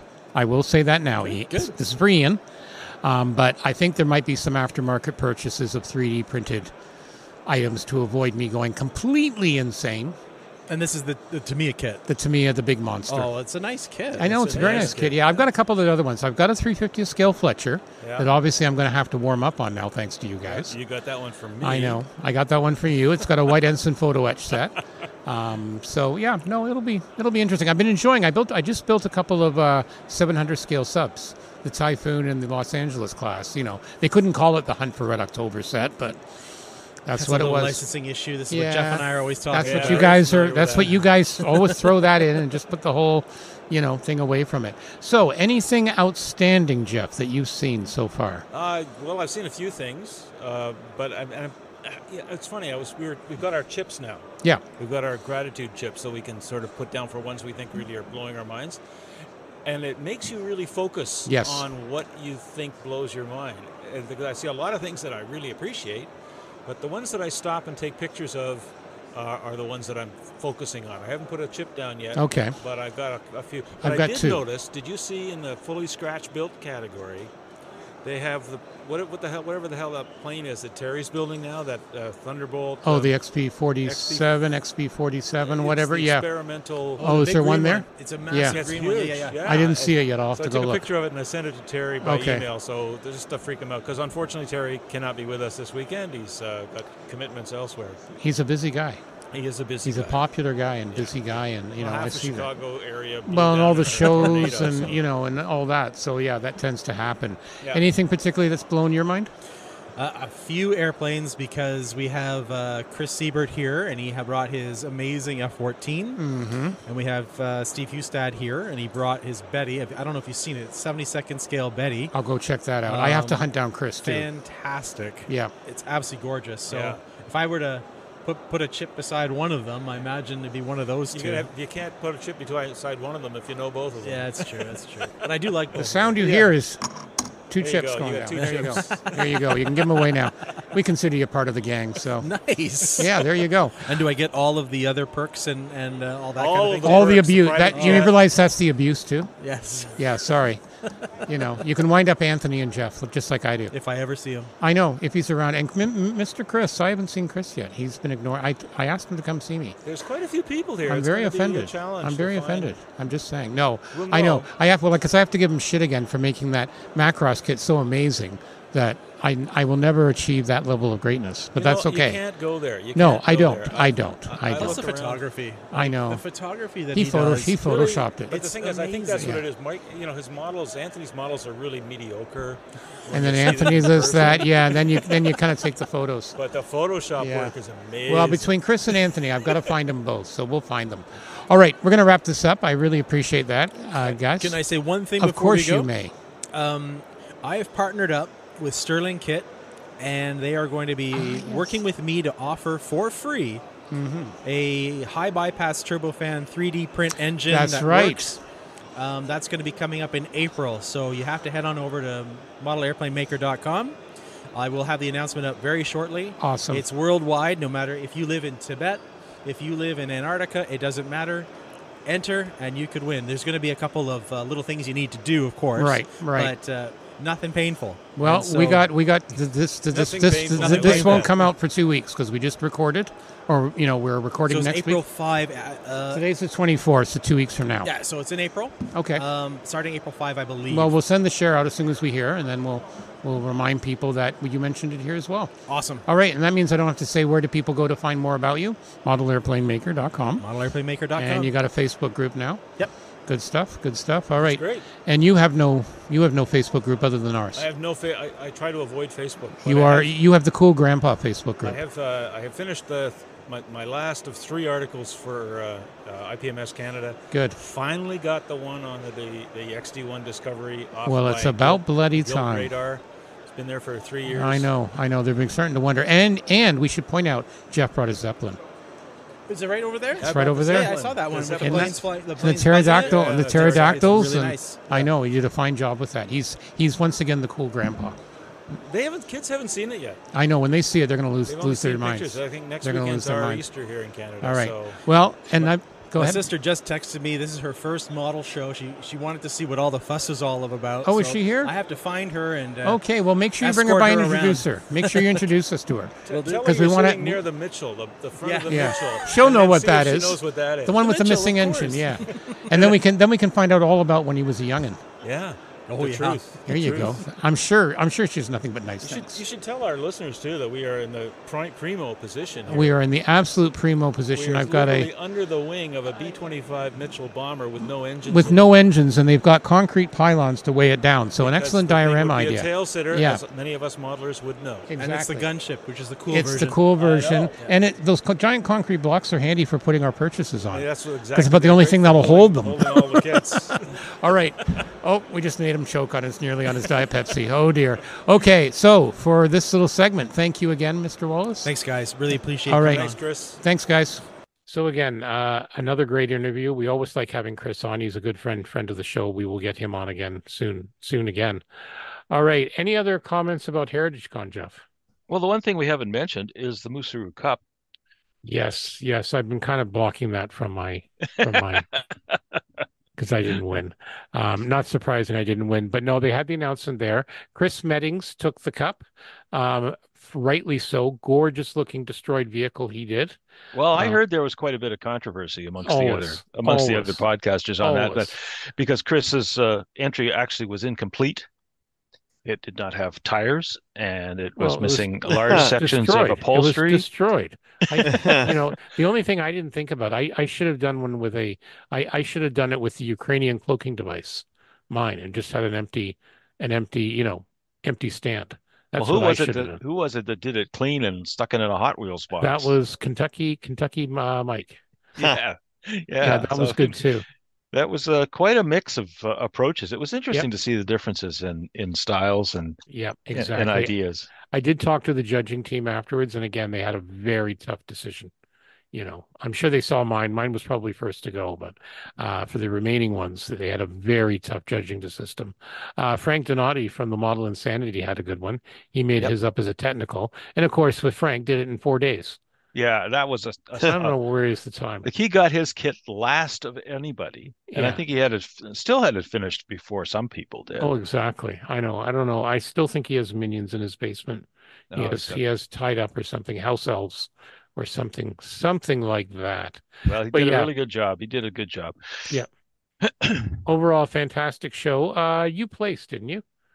Yeah, my Zeppelin. Well, I don't know quite what I got now because I was looking at the list. I know what medal I have. It's a bronze. I got a third place. But according to the HeritageCon official list of winners, I got a silver. And I have no idea. In a category I didn't know it was in. So we'll have to find out. I'll have to find out what's going on there. The other thing we did is we did have our official challenge coins or our challenge poker chips. We gave a few of those out. People were very happy, excited to see that. One guy said he preferred that over the award. One of the ones that you gave out, Jeff. Yeah, that's true. And what's funny? The way HeritageCon works, I'm sure all the conventions do it. They give everybody who attends a little red sticker, and you're supposed to go around and look at everything, and you put it on the one that's your favorite one. And I got a lot of red stickers. You did, a lot of red dots. Yeah. So that was actually worth. I mean, I appreciate the guy's comment about really, really liking getting that poker chip from us. Yep. Because I really think I appreciated those red dots a heck of a lot more than anything else. I still think you should have won People's Choice. That's my opinion. No, but there was an outstanding level of. But you know what's great? It was there. great to see the feedback. People were commenting. People were around that kid all day, and they just loved it. It was funny. The most satisfying were all the kids. There were a lot of kids. A lot of kids this year. And they really thought it was quite a lot of fun to see these pterodactyls chewing down on the Zeppelin. So exactly. See, perfect. They got the joke, which is fun. I know, exactly. All right. Speaking of another fun guy, Sean's Custom Model Tools. He was there this year. Yep. He had a couple of new things. We're going to be doing some new ads for him soon, but for now, here's his existing ad. Now we're going to talk a bit about Sean's Custom Model Tools, one of our other sponsors of the Scale Model podcast. Some very cool things, both 3D printed and the Goodman Super Sanding Blocks. Let's start with the Microset and Microsole decal set bottle stand. This is purposely designed for the microscale set and sole. Most modelers over the years, they've tipped these bottles over. So this is a very handy thing. At $14.95, you can put them both together. They're printed in blue and red for easy identification. Comes with a black base, and they actually have little magnets on it, so helps keeps them in place. Definitely a good deal. I use mine all the time, and I can well recommend them. Let's talk a bit about those Goodman Model Super Sanding Blocks, namely the Value Pack Combo for $28.99. You get the 80 grit, 180 grit, 220, 320, 400, and 600. Just an amazing set, just what you need. And you can also, if you want, you can also get a super sanding block stand for it, which also really makes life a little bit easier, helps things keep it organized. The other thing too is they have the awesome model tape dispenser for your various tapes. It's basically a 3D printed thing. You put spools of your tapes. It's got a little razor blade to help cut it, and it's really, really good design. So yeah, works out really well, and yours for $19.95. So check out these and other amazing deals at Sean'sCustomModelTools.com, and also on Facebook, and tell them that the Scale Model Podcast sent you. Okay, what's on the bench? So I have a lot of real life going on. My wife's took a tumble and she's in the hospital. She took a tumble on the Friday before HeritageCon, and then she took another one when I was driving back from HeritageCon. So, the more creative the woman, the more ways they have of hurting themselves. So she tore her knee open, so they're going to have to figure out what they're doing there before they let her out. So I feel like a single father with all these cats and taking care of the household and all that. So not a ton of bench time. I did get a few more mechs, Battletech mechs from Catalyst painted up. And I did start the Hasegawa F-15J in 1/72nd scale. Got the front end almost done, and then I have to deal with a short shot right in the leading edge by the gun port. So of course it has to be awkward. I've never done one, so it's fun. I'm using my little tube of perfect plastic putty is dried up. So I'm using the Vallejo putty and some Aqueous, like the Mr. Surfacer, but it's the Aqueous formula, the Mr. Surfacer 500, so it doesn't stink as much. And got it put down last night, did a bit of sanding. It's actually not half bad. I think one more little bit of shot of filler just to fill it in, and then I'm going to have to carefully carve out the area for the gun port. I think this is going to be another RCAF. What if? Someone was asking me that on Facebook, and I just put a like on there. So yeah, may as well. Exactly. I did get an order from AliExpress from China. I got that disc-based circular sander with the little tiny sanding things, and it works quite well. Now, Jeff, you came up with your own homemade one, didn't you? I did.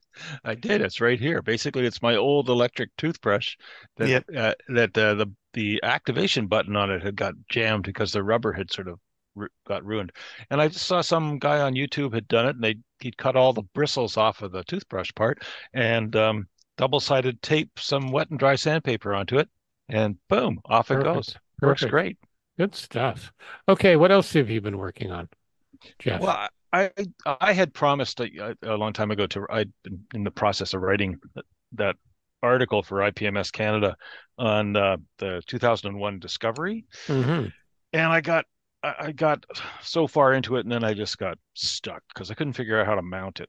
And anyway, in the process of writing an article about the Zeppelin build, I felt very guilty about not having finished that other one. So I did finish it. I finished it. I also added a HAL model kit to the background so that it's all kind of one thing. So now I have, those are my 2 articles for IPMS Canada gone. And so then I decided I actually like writing those things. So they're kind of fun. And I enjoy working with Steve Sauvé and his team. And so I decided to proposition him with a couple of other proposals, one of which is, you remember Pablo Calcaterra at one meeting came in and offered to sell people for a donation built up kits for RCAF 427 wing. Yeah, and it was from a fellow who had passed away, and he had donated all his kits, or the family had donated all his kits to the wing, and they were trying to sort of see if they could sell them off to to get raise any money. I wound up buying about 10 of them. And because they're all weird, and we talked about this, I think, a Yep. while ago, but I thought maybe there's an article in there about how do you resurrect old built-up kits. So Sounds good. what's the process on that? So that's what I'm doing. I'm writing, and also dovetailing with that, Colson water bombers or water firefighting out of BC. They are the last people flying the Martin Mars water bomber. Mm-hmm. And they have donated they only have two left, and they donated them both, one to the U.S. Navy Aviation Museum in Pensacola and one to the British Columbia Aviation Museum in Sydney, British Awesome. Columbia, which is just outside Victoria. Mm-hmm. And it'll be flying there from Port Alberni this fall. Cool. So they're making a big deal out of it. It's going to be Mhm. pretty cool. So one of the kits I picked up was a resin Martin Mars water bomber in 144 scale. Very hard to find. Mm-hmm. And I thought, okay, I'll try and rebuild that. So that's what I'm doing, and I'm quite enjoying it. But in the process, I found that using that purple degreaser paint stripper stuff, I know what's coming here. You told me yeah, this. it's great. It's great for resin kits. It's probably not a good thing for clear plastic canopies, which I threw into this stuff and let everything sit overnight like I Ah, normally do. Next morning, it was gone. Like not even nothing. There was nothing. So that's the end of that one. But anyway, other than that, it seems to be working. And the other thing is I'm working on this one 44 scale Revell 747 shuttle carrier aircraft with the Mm-hmm. shuttle. Mm-hmm. And this is the kit that I picked up at HeritageCon for a significant discount, and it needed a significant discount because when I looked into it later, I found it had no decals, it had no shuttle. Uh, Thankfully, I picked up another shuttle at the show, and it had no connectors, the things that hold the shuttle on top of the plane. So that's also going to be another article. Cool. Working with incomplete old kits. You're going to be the old and complete kit guy. there you Yeah. go. And then we picked up I picked up a bunch of old kits from a fellow ex-club member who was trying to pass them on to others, and we donated and sold a bunch around the club. One of which was this thing. It's a Sukhoi Su-25K in 148 scale from I'm not even sure the name. Oh, Plastikovi model. yeah, that's ancient. Yeah, it's really old, but you know what? The mold is quite good, the detail. So I've been building this up, and that's where I'm at.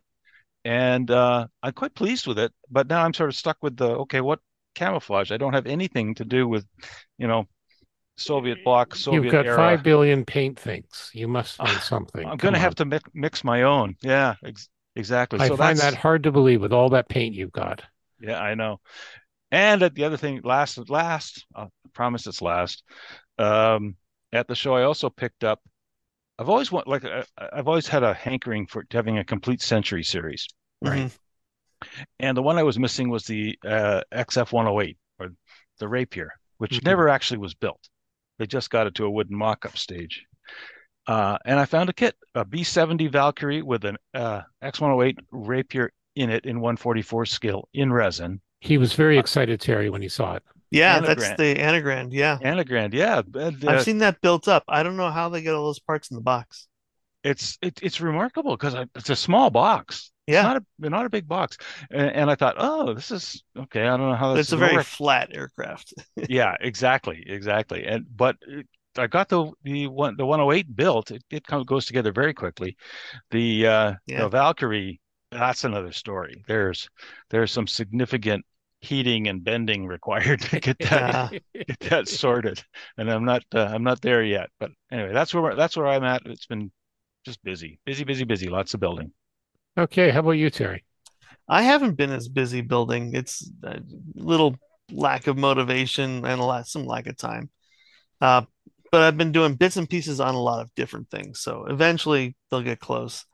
I've been painting that Rigalt, so I've got some blue down on it now. I've got to do a little bit more painting on that, and then maybe I'll get it together. Decals are on the XP47H. They look pretty good. That Now I looks just great. need to get the rest of the kit put together, landing gear and such like that, and debating whether to rig it or not. I got to decide soon. Hmm.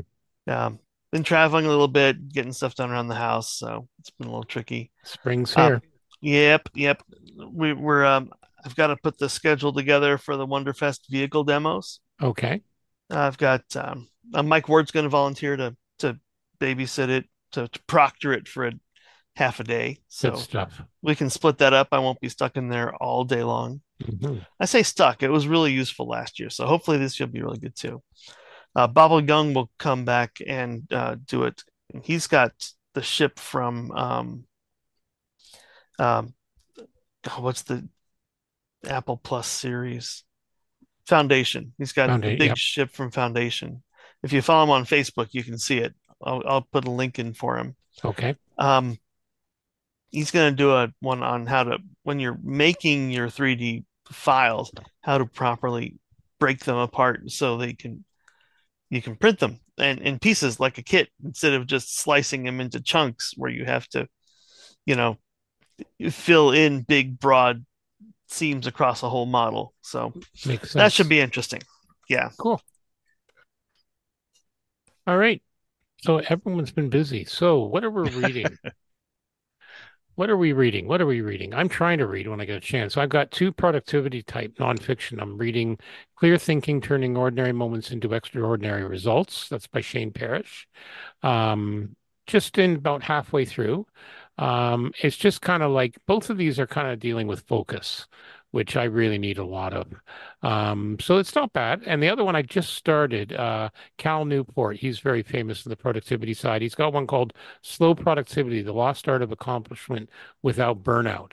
And he's kind of, saying like you need to have time in your busy, you can't just pack your schedule. You need to have time to just have times when you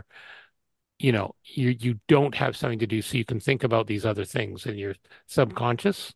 Yeah. If you just load yourself up, you're going to get a lot of stuff done, but none of it's going to be that good.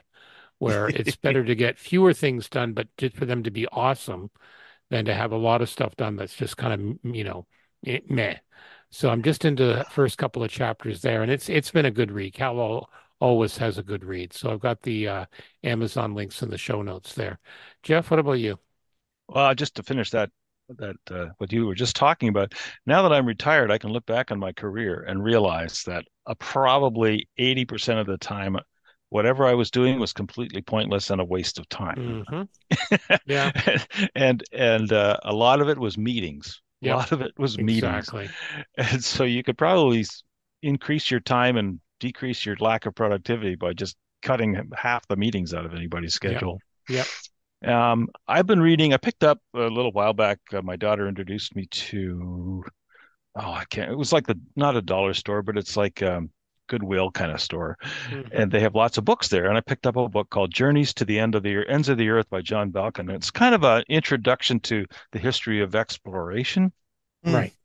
And it's like one of those coffee table books with lots of maps and pictures, but good text.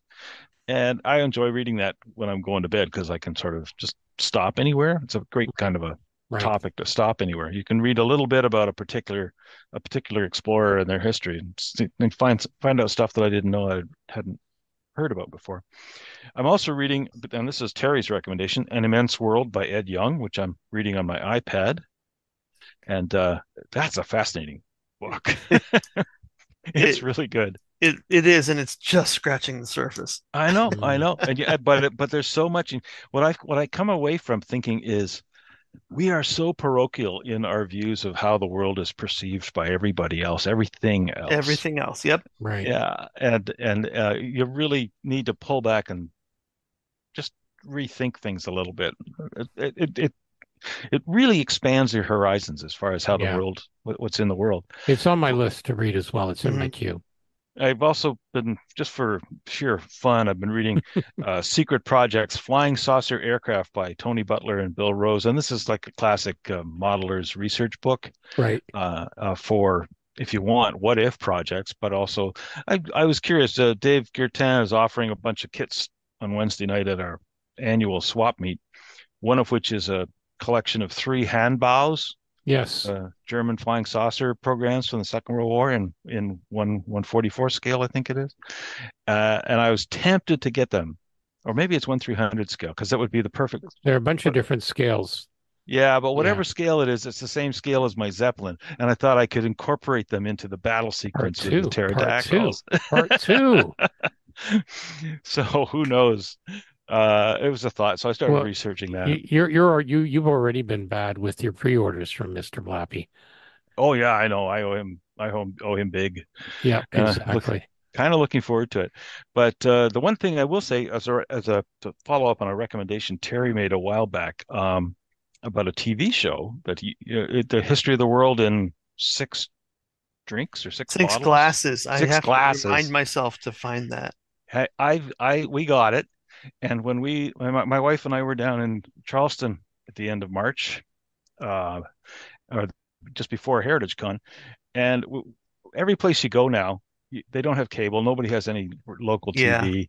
You've got to bring your own, streamer account passwords, and we never do. But I had brought my laptop because I had to do the club meeting email, and on it I had some videos that I had acquired in various fashions, and one of them was the history of the world in six glasses, and it's a lot of fun. Dan Aykroyd and his little compatriots talking about the history of wine or spirits or beer, coffee, Hmm. tea, and the historic elements that tie into it. It's really interesting, and Cool. even my wife had found it fascinating. So it's definitely Cool. high recommendation. Very good. What about you, Terry? I've finished up a couple things, just light reading and some nonfiction, just magazines and stuff. But I started reading Madeline Murray's Song of Achilles. I read her first book, Circe is its title, which was about the character Circe, who appears in a few places, notably the Odyssey, where she turns his sailors into pigs. Right. This one follows Patroclus, um, Achilles's roommate, shall we say. Hmm. And I'm not too far into it, but her style is so engaging, and it's first person. It's looking at all of these myths in a totally serious way, right? So all this stuff that Zeus came down, turned himself to a swan, and had his way with so and so, Hmm. and then she had a bunch of twins at the same time. So that kind of stuff, right? As one does. As one does. Yeah. Some of them were demigods and some of them were humans, right? But that's kind of where it starts off, where he's an unloved child, Right. Patroclus is. And he's just a bundle of trauma, and finds his way to this. Well, is essentially sold off, but not sold. He's sent with whatever. But it's an interesting look into the world and into the mythology of the period. Right. And I have high hopes for this book. The first one was fantastic. Interesting. Yeah, you'll have to let us know. Sounds Very like good. fun. Yeah, it And does. literally, seriously, was the best book I've read in 10, 15, 20 years. Okay. All right. Well, Terry recommendations are seem to be Always having good. a good run. So Yes, they're always good. So worth to add to our to read Yeah. piles. Okay. Also an interesting read. I found the modeling news. They had a build guide for our Musaru Cup truck, Euro 4320. It was quite hilarious reading. was it the subtext things that Stewart should not have done? Well, basically, yeah. There's a few other Like things maybe too. open the kit. Yeah, well, it did mention the plastic. How to sight, you had to measure things off. So yeah, like I said, it's it was interesting. And I quote, for such a small scale, you would have thought this would have been fairly easy to put together. However, it wasn't as straightforward as I first thought. So read on and I'll show you the pitfalls and fixes. So there we go. Is But the big fix? Where was Don't this? buy the model in the first place. Where was this a year ago? That's all I'm going to say. Where the hell was this a year ago? Yeah. So Terry, you traveled to see the eclipse. Did you know Yeah. Jeff was right there too, but he had to babysit. Yeah. But anyway, where did you go to see it? I went down to visit an old friend south of Indianapolis. Very good. And So we had a good view. Yep, You got it a was a good little view? hazy, so we couldn't see the comet. Right. But we could see the planets that were out Yeah, there, we and could see that too. yeah, We were in London here. We had about 98% coverage, so we got to see the diamond ring pretty well. yeah. I was at the hospital at the time, so I had a good view to the south, where it was like with the shadow, it looks like a very severe thunderstorm coming in. Yeah, Um, it's quite dramatic. yeah. I wound up we had to, as you said, our house is on the north shore of Lake Erie, which is like right in the middle in line of totality, and we couldn't be there because we had to go to London to babysit because the schools didn't want the liability of having all the kids running Ugh. outside looking up at the sun. So they gave the kids all schools days off, and the teachers had PD days, and so we had to go babysit the kids. But And you still had fun with them. You did some stuff oh, we with had a them. great time because what we did was we got a bunch of paper boxes and made pinhole projectors. So Yep. stick a sheet of paper inside the box and wear the box on your head, and then aim it till you get the sun picture on the piece of paper. And they weren't great, and the kids thought it was funny, and they learned some science, and Hmm. got some good pictures of kids running around with boxes on their heads. So Well, it was perfect. that's the perfect stuff for when they get older. You can Yep, embarrass the exactly. hell out of them. That's what grandparents do. Yep. Exactly. Alrighty. So I think that's about it this time. Anything else anyone else want to add? No, I don't think so.